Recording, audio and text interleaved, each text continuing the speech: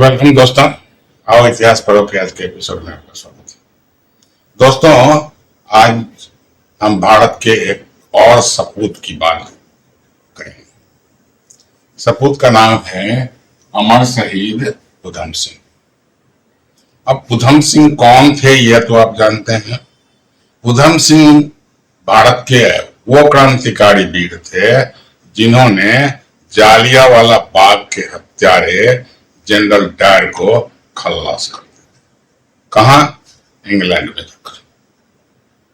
तो इनकी पूरी कथा क्या है, क्रांतिकारी कैसे बने, क्यों बने, इनकी जीवनी क्या है और ये किन लोगों से प्रेरणा लिए थे, इन सारी बातों पर हम लोग चर्चा करेंगे। तो उधम सिंह जी का जन्म 26 दिसंबर 1899 ईस्वी होता है। तो 26 दिसंबर 1899 में ये सुनाम नाम के एक गांव में पंजाब में जन्म लेते हैं। और जब ये जन्म लेते हैं तो उस समय इनका मूल नाम था शेर सिंह। तो शेर सिंह के नाम से जन्म लिया।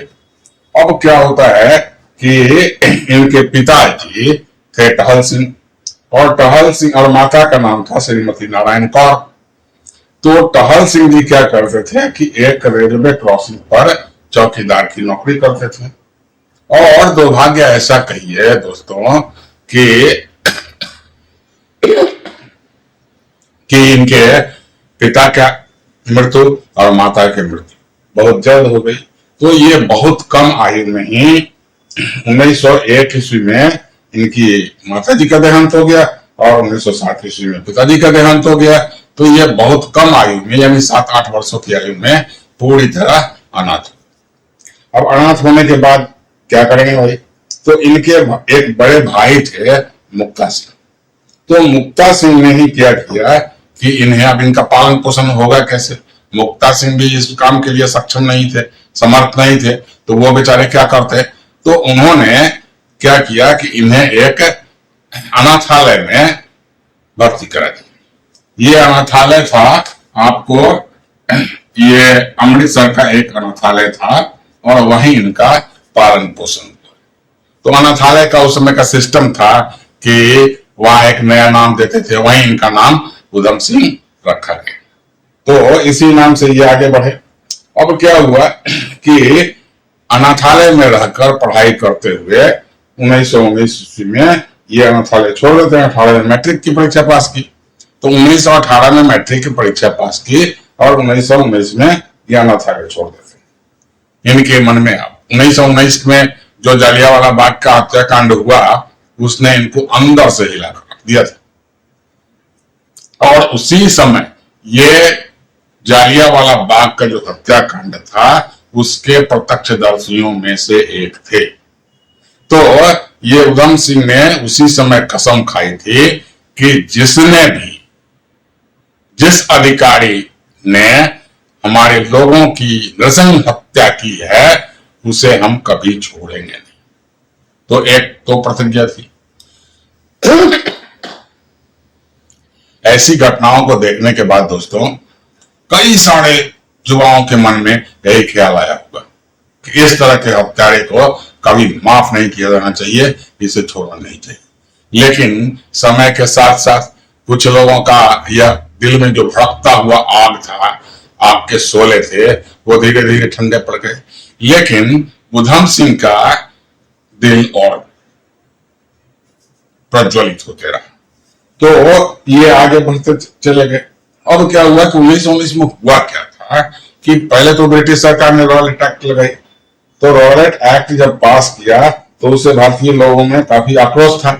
और जनरल डायर जब वहां एक मीटिंग का स्वरूप ले लिया जालियांवाला बाग में, तो जनरल डायर वहां पहुंचता है अपनी नफरी के साथ, अपने फौजी टुकड़ी के साथ, और गेट से गोलियां चलाकर लोगों को मार देता है।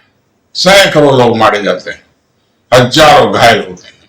तो इस घटना से पूरा देश का माहौल क्या हो गया कि गर्म था। पूरे देश में आक्रोश था। लोगों के मन में एक जज्बा उठ रहा था कि नहीं, यह सरकार है ही नहीं, यह तो हत्या का मशीन है, भारतीय लोगों की हत्या करने की व्यवस्था है। तो ऐसे हालत में उधम सिंह ने बड़ी आहत हुए थे और उनके दिल दिमाग पर किसी खौलते तेल सा पड़ गया था, जैसे आग में उबलता हुआ तेल उनके दिल पर अचानक पड़ गया।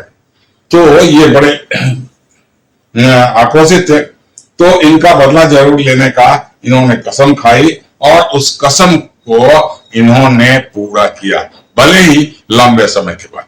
ये 1919 के बाद 21 सालों के बाद 1940 में पूरा हुआ, लेकिन उनका उसका प्रतिशोध इन्होंने लिया। तो इनके घाव जो थे 1919 में, जो इनके दिल पर घाव लगी थी जालियांवाला बाग हत्याकांड से, वो कम होने की बजाय और गहरा होते गए। समय बीतते गया, उनके घाव गहरे होते गए। अब क्या हुआ कि उधम सिंह क्या थे कि भगत सिंह के क्रांतिकारी विचार से ज्यादा प्रेरित थे, गहराई से प्रभावित थे, और वे राम प्रसाद बिस्मिल के गीतों को सुनते भी थे और गाते भी थे। इसके बाद क्या हुआ, ये अमेरिका चले गए और अमेरिका वहां में क्या हुआ कि उनको बब्बर अकाली आंदोलन से परिचित होने का मौका मिल गया। वे फिर भारत लौटे और वहां से एक पिस्टल लाए थे, और जब पिस्टल लाए थे तो क्या हुआ कि लेकिन पकड़ लिए गए। अब पिस्टल लाते हुए पकड़े गए तो इन्हें 4 साल की सजा भी हुई। अब जेल से छूटने के बाद वे अपने मूल निवास सुनाम में रहने के लिए चले गए। इनका जो असली गांव था सुनाम, जहां इनका जन्म हुआ था, पैतृक जो गांव था, सुनाम चले गए। लेकिन वहां भी पुलिस इनके पीछे लगी रही थी, तरह तरह से इनको परेशान किया जाता था। ये बेचारे वहां भी परेशान हो गए, और परेशान होने के बाद क्या हुआ कि उस जगह को भी छोड़ दिया और यहाँ वे अमृतसर चले गए। और अमृतसर में क्या किया कि उन्होंने एक पेंटिंग की दुकान, और पेंटिंग की दुकान का नाम रखा राम मोहम्मद सिंह आजाद। जब ये बाद में पकड़े गए थे तो लोग इसी नाम से इनको पकड़ा कि भाई ये राम मोहम्मद सिंह आजाद है। तो राम मोहम्मद सिंह आजाद, आप सोचेंगे कि भाई कैसा नाम है, राम भी है, मोहम्मद भी है, सिंह भी है, आजाद भी है। तो 2 कारण हो सकते थे इसके। एक तो ये कि राम मोहम्मद सिंह आजाद के नाम से ये अपने असली परिचय को छिपा सकते थे, क्योंकि पुलिस इनको एक बार पकड़ चुकी थी और बार बार फिर भी परेशान कर रही थी।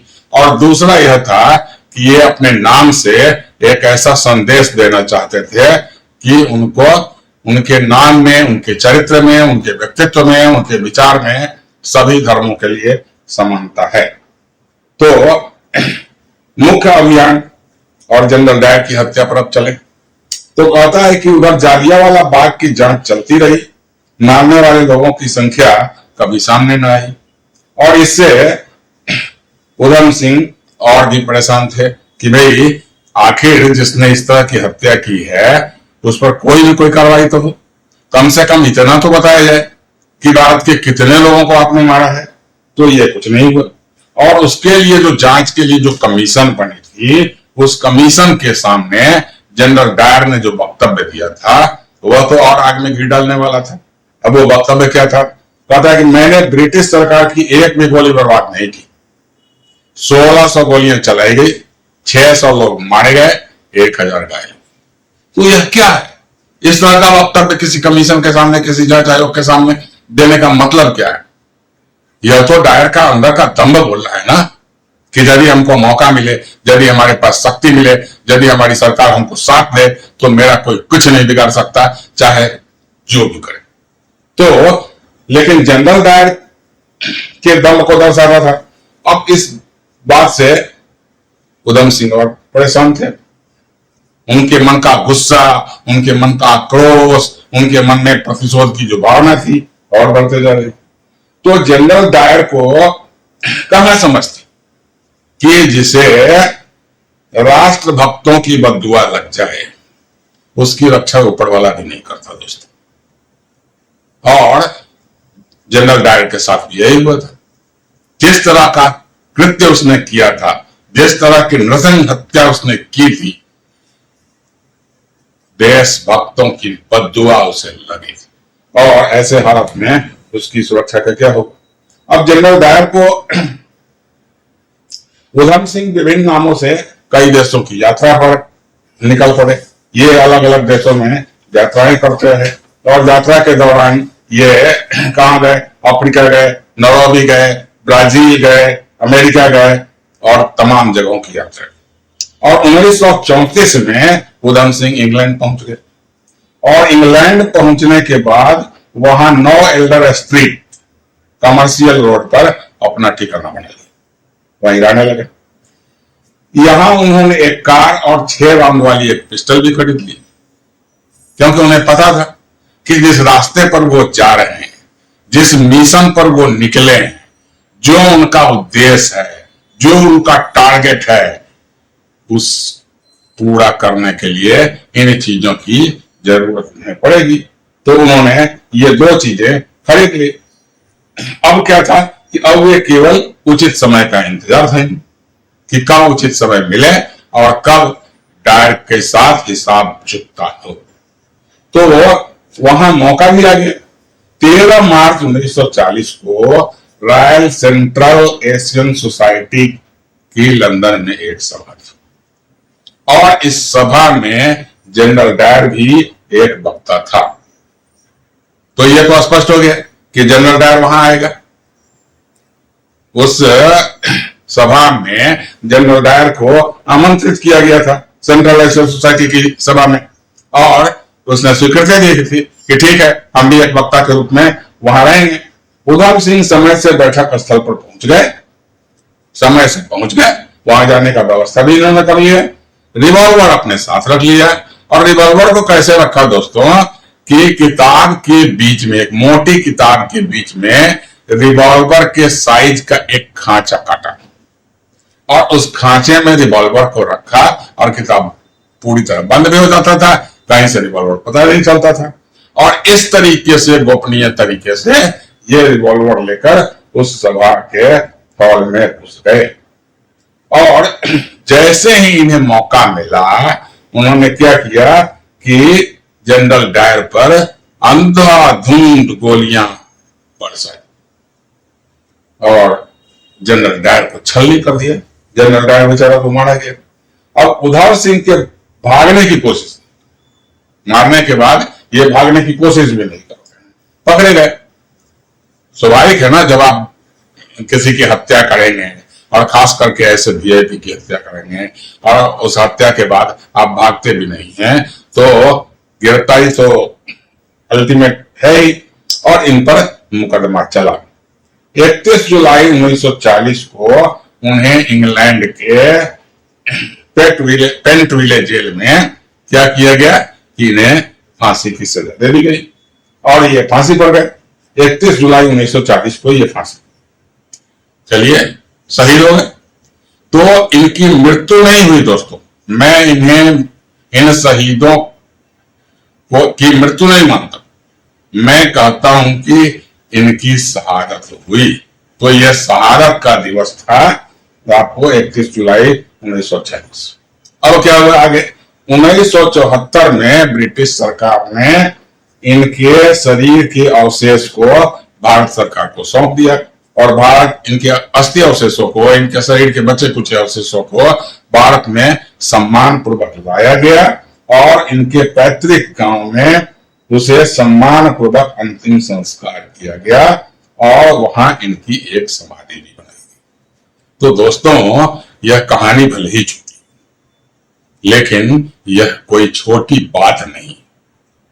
जिस जनरल डायर ने भारतीय लोगों पर इस तरह से अत्याचार किया था, उस डायर को मारना, और किस लिए? उधम सिंह का तो कुछ हुआ नहीं था। देश के लिए ऐसी कुर्बानी देने वाले वीरों को एक बार नमन। और दोस्तों, ऐसे लोगों को हमें याद करना चाहिए। ऐसे लोगों का हम कृतज्ञ हैं। इन्हीं की कृपा है, इन्हीं की कुर्बानी है, इन्हीं की शहादत है, आज हम स्वतंत्र भारत में जी रहे हैं। तो दोस्तों, आपसे पुनः एक बार निवेदन है, आप इस चैनल से जुड़ें, आप वीडियो को पूरी तरह देखें, लाइक करें, शेयर करें, सब्सक्राइब करें और अधिक से अधिक लोगों को इस चैनल से जोड़ें। धन्यवाद।